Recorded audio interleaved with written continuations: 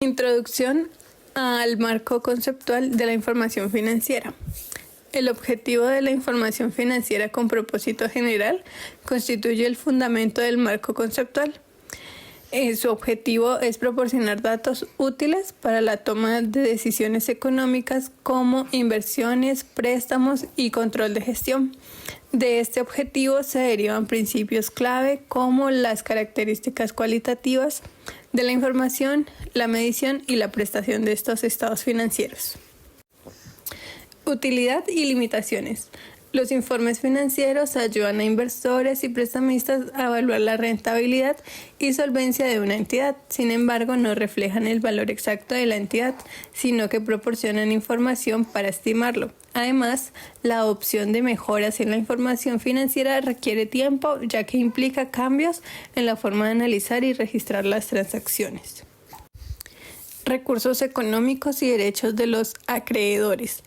Los estados financieros muestran los recursos económicos de una entidad y los derechos que los acreedores tienen sobre ellos. También reflejan los cambios en estos recursos y obligaciones, lo que permite prever la distribución futura de flujos de efectivo y evaluar la estabilidad financiera.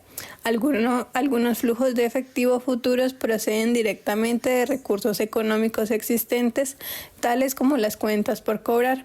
Otros flujos de efectivo proceden del uso de varios recursos en combinación con la producción y comercialización de bienes o servicios a los clientes. Rendimiento financiero y flujo de efectivo. El rendimiento financiero puede medirse de dos formas: contabilidad de acumulación o devengo, que registra transacciones en el momento en que ocurren, permitiendo evaluar el desempeño de la entidad.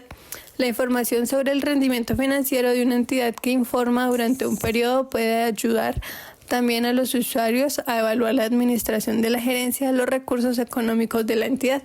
Y el flujo de efectivo, que muestra cómo la entidad obtiene y gasta dinero, proporcionando información sobre liquidez y solvencia. Ambos enfoques son esenciales para entender la administración de los recursos y la sostenibilidad financiera. Evaluación de la gestión. El análisis financiero permite evaluar la eficiencia con la que la gerencia administra los recursos. La correcta utilización de esta información mejora la toma de decisiones y favorece la estabilidad económica de la entidad.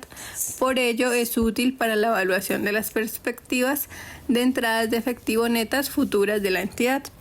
Aunque la información financiera no es perfecta, es una herramienta clave para inversionistas, prestamistas y otros usuarios interesados en el desempeño económico de la organización.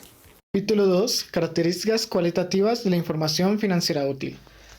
Las características cualitativas de la información financiera útil consideradas en este capítulo identifican los tipos de información que van a ser probablemente más útiles a los inversores, prestamistas y otros acreedores existentes, y potenciales para la toma de decisiones sobre la entidad que informa a partir de información contenida en su informe financiero, la cual proporciona información acerca de los recursos económicos de la entidad que forma, los derechos de los acreedores contra la entidad y los efectos de las transacciones y otros sucesos y condiciones que cambian esos cursos y los derechos de los acreedores. Características cualitativas fundamentales.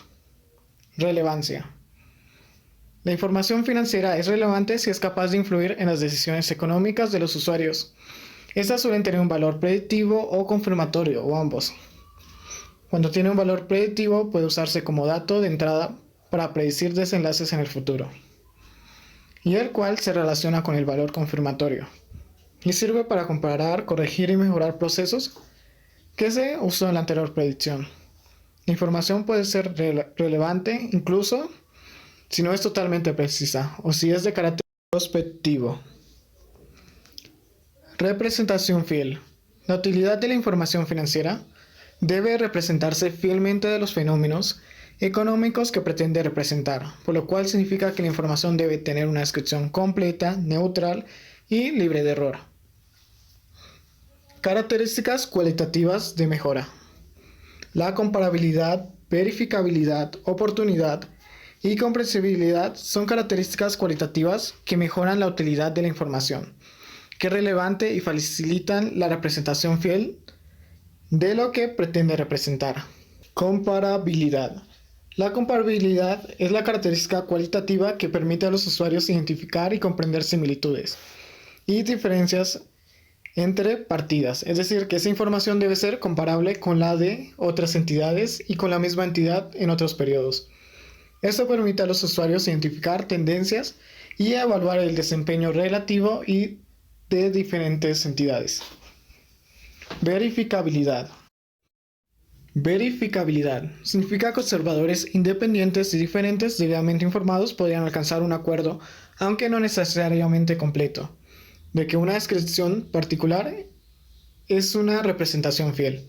Esto ayuda a asegurar que la información es creíble y fiable. Además puede ser directa o indirecta. Oportunidad. Oportunidad significa tener información disponible para los decisores a tiempo, de ser capaz de influir en sus decisiones. Comprensibilidad. La información debe ser presentada de una manera clara y concisa, para que sea comprensible para los usuarios. La restricción de costos sobre la información financiera útil. El costo es una restricción dominante en la información que puede proporcionarse mediante la información financiera. La presentación de información financiera impone costos, y es importante que esos costos estén justificados por los beneficios de presentar esa información. La restricción de costos establece que la información financiera solo debe proporcionarse si los beneficios que se esperan obtener de ellas, es decir, como mejores decisiones económicas, superan el costo de proporcionarla.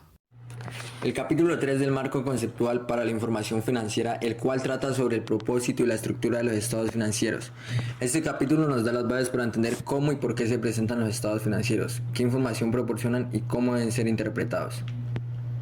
Objetivo de los estados financieros. El objetivo principal de los estados financieros es proporcionar información útil para los usuarios interesados, como inversionistas, prestamistas o autoridades fiscales.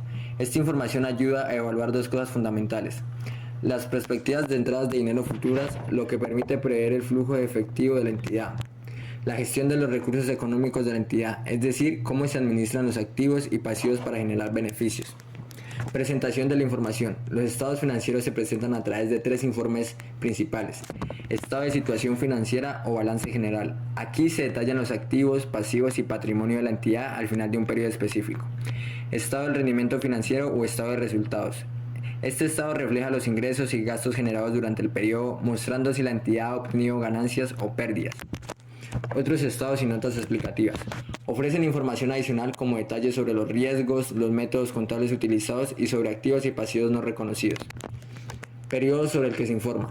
Los estados financieros se preparan para un periodo específico, que puede ser un mes, un trimestre o un año. Estos informes reflejan la situación financiera al final de ese periodo y los cambios ocurridos durante él. Además, deben incluir información comparativa de al menos un periodo anterior para que los usuarios puedan identificar tendencias y cambios. Si es relevante, los estados financieros también pueden incluir estimaciones de transacciones futuras que ayuden a comprender mejor las finanzas actuales, o bien eventos ocurridos después del cierre del periodo que sean importantes para los usuarios. La entidad que informa. La entidad que informa es la que prepara los estados financieros. Esta puede ser una única entidad, una parte de una entidad o un grupo de entidades. Por ejemplo, una entidad controladora puede tener varias subsidiarias bajo su control y, dependiendo de la estructura, puede presentar diferentes tipos de estados financieros. Estados financieros consolidados. Presentan la información financiera de las controladoras y sus subsidiarias como si fueran una sola entidad. Esto permite obtener una visión global del grupo. Estado financiero no consolidado.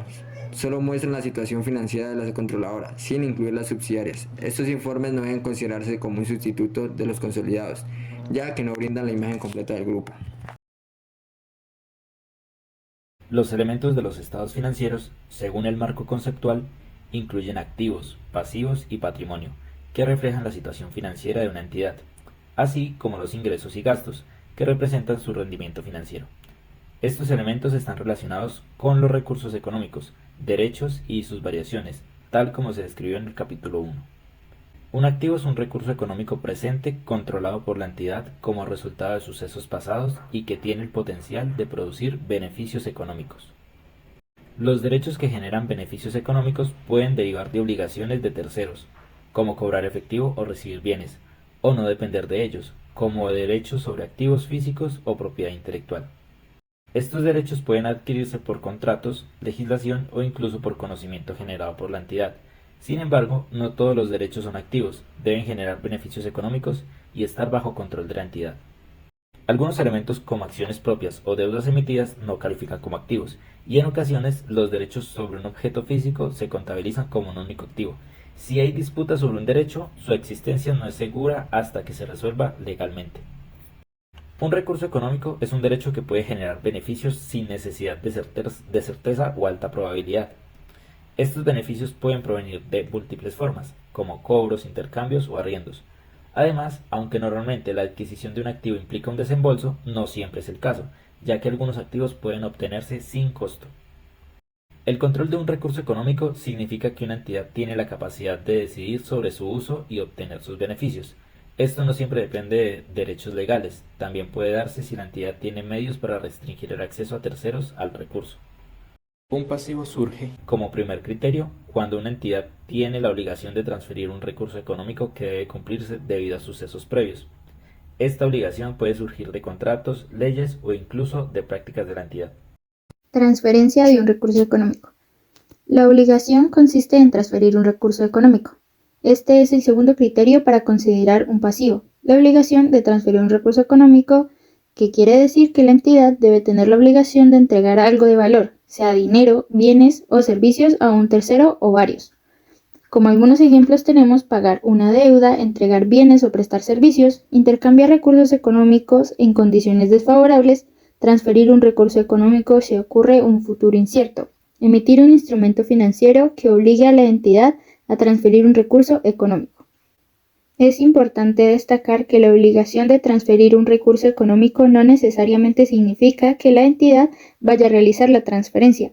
La obligación puede existir incluso si la probabilidad de transferir el recurso es baja. Esta probabilidad baja puede influir en cómo se ve la obligación, si se reconoce el pasivo y cómo medirlo, ayudando también a tomar alternativas tales como liquidar la obligación negociando su liberación, transferir la obligación a un tercero, sustituir la obligación por otra. En cualquier caso, la entidad sigue teniendo la obligación de transferir un recurso económico hasta que se haya liquidado, transferido o reemplazado la obligación. El tercer criterio para un pasivo es que la obligación sea una obligación presente que exista como resultado de sucesos pasados, como beneficios económicos obtenidos, sean bienes o servicios, acción tomada, como la operación en un mercado específico, y la transferencia de recursos económicos, los cuales no hubiesen tenido que ser transferidos en otro caso. Por otro lado, si se promulga una nueva legislación, puede que la entidad obtenga una nueva obligación, siempre y cuando tenga como consecuencia de la obtención de beneficios económicos o de la realización de una acción a la que se aplica la nueva legislación, se tenga o podría tener que hacer una transferencia de un recurso económico. Unidad de cuenta. Es la forma en la que se agrupan los activos y pasivos para fines contables, reconocimiento y medición. La unidad de cuenta puede ser un derecho individual, una obligación individual o un grupo de derechos y obligaciones. En ocasiones se selecciona una unidad de cuenta para el reconocimiento y una diferente para la medición, pues puede ser necesario agregar o separar los activos, pasivos, ingresos y gastos en sus componentes. Para seleccionar una unidad de cuenta se debe tener presente la relevancia. La información proporcionada debe ser relevante para los usuarios del estado financiero. Representación fiel. La información proporcionada debe representar fielmente la esencia de la transacción o suceso. Costo. Los beneficios de la información proporcionada deben justificar los costos de proporcionar y utilizar esa información. Contratos pendientes de ejecución. Esto refiere a que en un acuerdo ninguna de las dos partes ha cumplido con sus obligaciones, o ambas han cumplido parcialmente en igual medida. Las características de este son: 1. Derecho y obligación combinados. El contrato establece un derecho y una obligación interdependientes que no puedan separarse. 2. Intercambio de recursos económicos. El contrato implica un intercambio de recursos económicos entre las partes. 3. Activos y pasivos. La entidad tiene un activo si los términos del intercambio son favorables y un pasivo si son desfavorables. Este último es guiado por el reconocimiento y medición. La entidad puede tener un activo o un pasivo en los estados financieros dependiendo de los criterios de reconocimiento y medición, siendo así que la entidad puede reconocer un activo o un pasivo dependiendo de quién cumple primero el contrato. Y cuando una parte cumple con sus obligaciones, el contrato deja de estar al pendiente de ejecución. Esencia de los derechos contractuales y obligaciones contractuales. Refiere a la representación de los términos y condiciones de un contrato en los estados financieros. Para ello tenemos unos puntos claves como el análisis de términos del contrato. Se deben considerar todos los términos del contrato, explícitos e implícitos, para identificar la esencia de los derechos y obligaciones. Los términos implícitos incluyen obligaciones impuestas por la ley como garantías legales. Los términos que carecen de sustancia se desestiman si no tienen un efecto apreciable sobre los aspectos económicos del contrato. Grupos o series de contratos pueden lograr un efecto comercial global y requerir un tratamiento contable como una unidad de cuenta individual. Representación fiel. La contabilización debe representar fielmente los derechos y obligaciones contractuales. El patrimonio. El patrimonio es la parte residual de los activos de una entidad una vez deducidos todos sus pasivos, sobre los cuales se tienen unos derechos, que incluyen acciones ordinarias, acciones preferentes y obligaciones para emitir otros derechos sobre el patrimonio. Derecho de los tenedores sobre el patrimonio.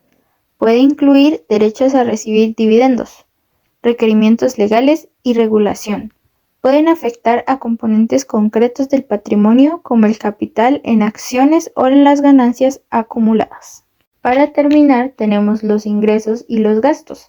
Los ingresos son incrementos en los activos o disminuciones en los pasivos, que dan lugar a un incremento en el patrimonio, excluyendo las aportaciones de los tenedores de derechos sobre el patrimonio, dueños o socios. Los gastos son disminuciones en los activos o incremento en los pasivos que dan lugar a la disminución del patrimonio, excluyendo las distribuciones a los tenedores de derechos sobre el patrimonio. Los ingresos y los gastos son fundamentales para evaluar el rendimiento financiero de una entidad. Esta información es tan importante como la información sobre activos y pasivos. La presentación separada de ingresos y gastos con características diferentes puede ayudar a los usuarios de los estados financieros a comprender mejor el rendimiento financiero de la entidad.